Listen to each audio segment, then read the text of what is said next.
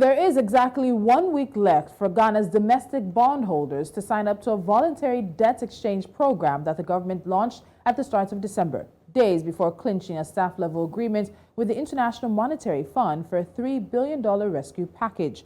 While the January 31st, 2023 deadline is the third deadline since the program's announcement, Finance Minister Ken Ofori-Atta said that building consensus was key to a successful economic recovery for the country.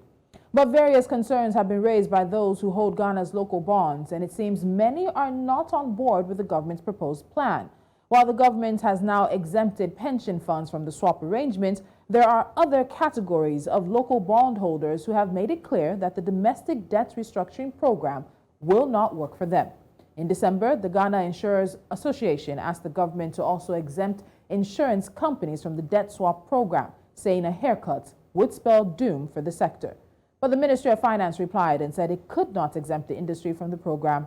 The country's debt servicing is now absorbing more than half of its total government revenues and almost 70% of tax revenues, while its total public debt stock, including that of state-owned enterprises and all, exceeds 100% of Ghana's gross domestic product. My guest is Gideon Ataraire. He's the CEO of Allianz Life Insurance based in Accra, Ghana, and he joins me on Business Edge today. Gideon, welcome to the show. Thank you so much for joining me. Thank you. So let's start with this. We're hearing that the Ghana Insurers Association has said 40% of total assets, that its total assets for the third quarter of 2022 were invested in the government of Ghana securities. And so that's the starting point that I want us to start from. Initially, what made these securities quite attractive to insurers and even ordinary Ghanaians, as we've heard many people really looked at them? What made it attractive? Several things. So first of all, we all know from basic economics that government securities are the safest form of investment. So that's one of the reasons why it was quite attractive. That's reason number one. Reason number two is that the rates were quite juicy. At some point, the government was offering about 39%, 40% on bonds. So why not? It was juicy. And then thirdly, I think there was also a regulatory contribution because the regulator also says that not less than 35% of our total assets of our investable funds should be on government securities. I mean, that makes a lot of sense because that is considered to be stable. And then finally, another reason why a lot of insurance companies have so much in government debt is that the other forms of investments are discounted by regulators. So property, shares, and all the others are discounted somewhat by the regulator, but the government of Ghana securities are not discounted. So if you put all of this together, I mean, it's a no-brainer that every insurance company will want to invest in government of Ghana securities, including treasury bills, bonds, and all the others. So let's see if we can now convert this 40% into people, because the Chartered Insurance Institute of Ghana is saying that over 7.5 million policies will be affected by the domestic debt exchange program in its current form. And then if you look at this 40% of insurance companies' total assets being in the government of Ghana securities, let's turn that into people. Let's turn that into numbers. How many people do you think this represents? What are the numbers we're talking about here? So if you look at 7 million policies, 7.5 million policies, let's even discount, let's apply some discount and say it's not one policy to one person. So let's take 5 million. But then for each of these policies, especially for life policies, you have a lot of people covered. Some policies you can cover up to 5 lives, up to 10 lives. So if you apply some discounting, in the end, we'll be looking at close to about 12, 15 million people that this thing will impact either directly or indirectly. That's the figure. And that's not a really conservative one at that either, is it? Yes, it is. Because we don't have the figures, we're just extrapolating from the 7.5 million policies. Yeah, so it's about 12, 15 million lives will be affected directly or indirectly. So let's go back to October 2022, and that's when both the presidents, Nana Akufo-Addo and Finance Minister Ken Ofori-Atta, had said that there would be no haircuts. That's really when how much damage had been done to Ghana's economy was really starting to come out. And they promised no haircut, particularly for domestic bondholders. But we've seen a U-turn since then. So following up on the numbers, what do we think it is in terms of how much people stand to lose? So if we're looking at between 12 to 15 million people who are covered in this, it was about, 7.5 million policies, around 40% of the insurance sector's total assets. How much do they stand to lose? How much do insurance companies also stand to lose if they take on the government's debt restructuring program in its current form? We are going to, so let me put it this way. The whole insurance industry, we have about the total exposure, our total investment is about $9.6 billion in total investment in terms of all our assets.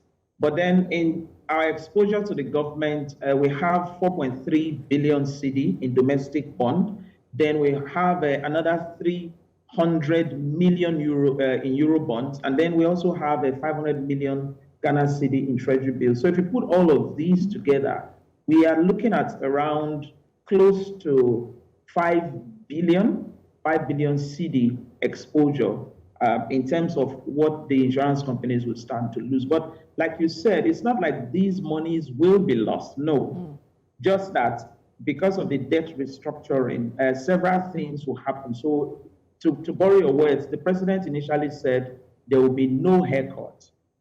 I think that's at the outset of the whole arrangement. So things were not very clear. Calculations were not complete. So the president said there will be no haircut. But then quickly thereafter, the Minister of Information came to say, well, really, there will be no haircut on the principal, but there will be haircut on the returns.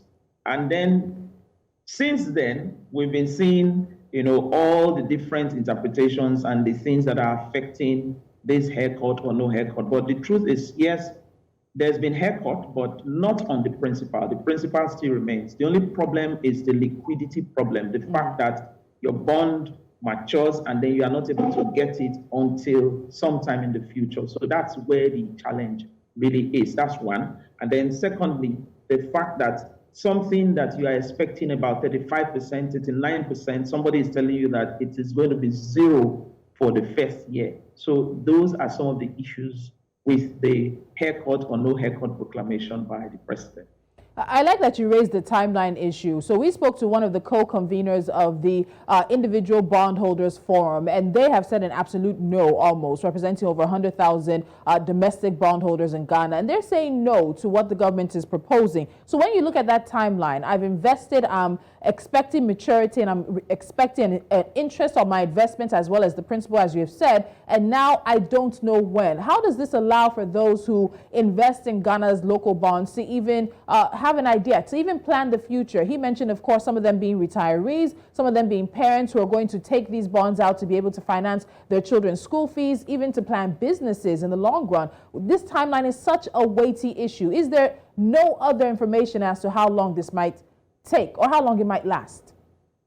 Not really. The truth is it will be very difficult. It's difficult times, and in difficult times you take very difficult decisions. So the minister, I remember him saying that we do not have an option, guys. I was in the meeting, the first meeting we had, and he said, we do not have an option. The only thing we have is to see how we can have some regulatory forbearance and to see some other government support and all of that.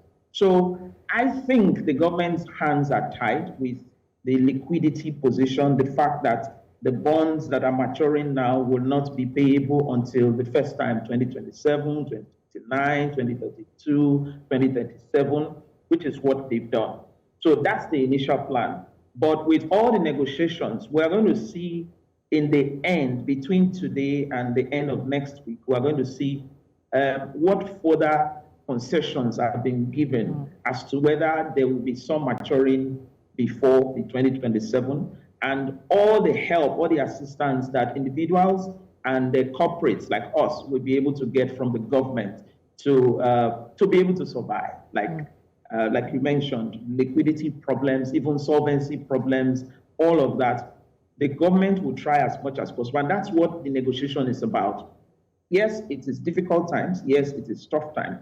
But if the measures are not calculated, if there's no renegotiation, this can actually just destroy a lot of things. So the negotiation will help to see how people can bear, how people can be able to live by these tough measures that the government is bringing. So in terms of duration and in terms of even the investment on it, that's what the negotiations will come up with.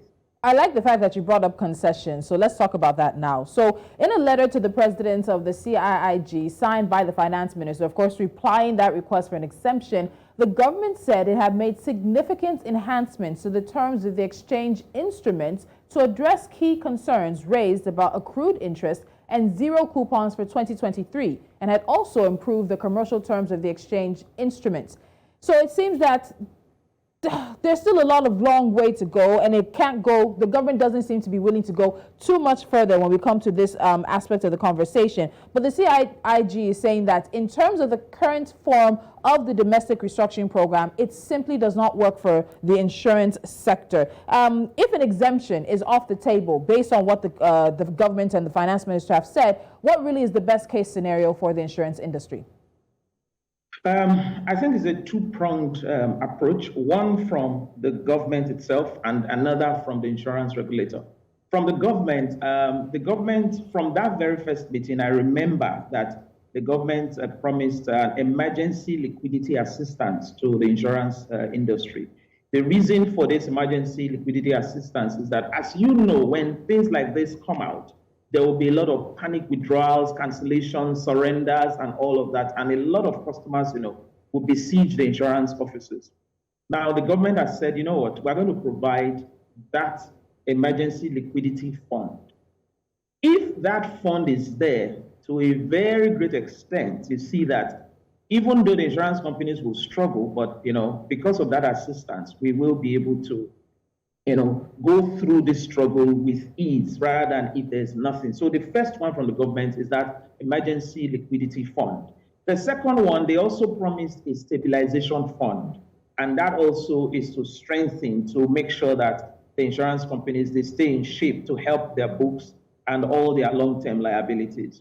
Now, what we are negotiating is, or what the insurance industry is asking is, what are the terms and conditions of these funds? Yes, emergency stabilization fund, emergency liquidity funds. What are the terms and conditions? What is the structure? So right now, we don't know the structure. We don't know how to qualify. We don't know who qualifies. We don't know whether it will come with interest. There's no structure to it. And so one of the things is, yes, the government has provided these two to help, but what's the structure like? How are we going to access these funds and under what terms? That is number one. So if that happens, then it will help. Another thing is zero coupon is, so I work in insurance, and some of the products that insurance companies sell worldwide, they are called endowment products. So you have promised that, okay, as someone is saving, the person at the end of a particular period will get their savings amount and some extra. Some of those extras, you promised 17%, 15%, but then the monies that you're expecting to use to pay this, they're saying that you're going to get zero. Where do you get the money to pay them? So the interest rates, the coupon rates at 0, even at 5, is really, really low for us to be able to cope with the situation. That's from the government side. So if the government can arrange all of that, stabilization fund, emergency liquidity, and then do something to the coupon rates, that will help. But on the regulatory side, there are a lot of things that can be done. So we need a lot of regulatory forbearance. So one of them will be our minimum capital expectation. So there is a certain expectation for minimum capital. With this, if this goes on, a lot of the insurance companies will fall below the minimum capital, which is currently at 50 million CD. Okay. So if the regulator would come down on that in terms of the expectation, that will help. There's also a solvency ratio expectation that if they also come down on that, that will help. Then there's also discounts, like I spoke earlier when you were asking me of why insurance companies are interested in government securities. Because many other instruments in the market, like property, like fixed deposit, like shares and all of that, our regulator have fixed some discounting on them. So it is not recognized 100% in our books. So because of this situation, they also need to now take a look at all of that. And also, there's also the regulation of investing not less than 35% in government securities. Some of these are just examples of the quick wins. If some of these things are rolled back, we will be able to manage the situation. I mean, we are insurance companies, we are risk managers. That's what we are known for. So if we get all of these kinds of support, we will be able to support the government in this debt restructuring. All right, Gideon, before I let you go, final question. There are a lot of people who are not happy with the current state of things. A lot of people not happy with the debt exchange program that the government has presented. Overall, what do you make of the handling of the situation, of how some of the concessions have been made, some of the comments have to be walked back, and then we're really seeing a bigger, more dire situation play out in front of us, particularly for Ghana and its domestic bondholders? Very quickly. You know, I will handle it as an individual. So as an individual, as a family head, sometimes when you are faced with a very dire situation, sometimes because of the enormity of the situation, you might just go ahead to take some very, very serious decisions because you want to quickly, get it done with. And I believe that's what happened. The Minister of Finance and his colleagues, because they really wanted to sign on to the IMF program, they knew they could see some of the things that they can easily do. And so they said, let's just do it. Because of the urgency of the situation at the time and because of the whole pressure and all that, I believe that's why they didn't quite negotiate a lot at the outset. But now that things are unfolding, people are pushing back, people are suggesting, things are now being negotiated, things are now being handled differently. So I don't think it is really quite different from a regular situation that you have in your home, in your office. So I think it's the same. So some people may criticize to say, oh no, why did they not? But if you look at it naturally from the point of view of the Minister of Finance, just maybe that's why the situation started like that. Okay. Yeah, but the good news is that the negotiations are on, and we believe strongly that the concessions will help us to stabilize the economy and move on from here. All right, Gideon, thank you so much. It's a conversation and situation we've been following closely. As new developments come, we'll also, of course, be reaching out. Thank you for your time. Thank you, too. Bye-bye. All right, have a good one.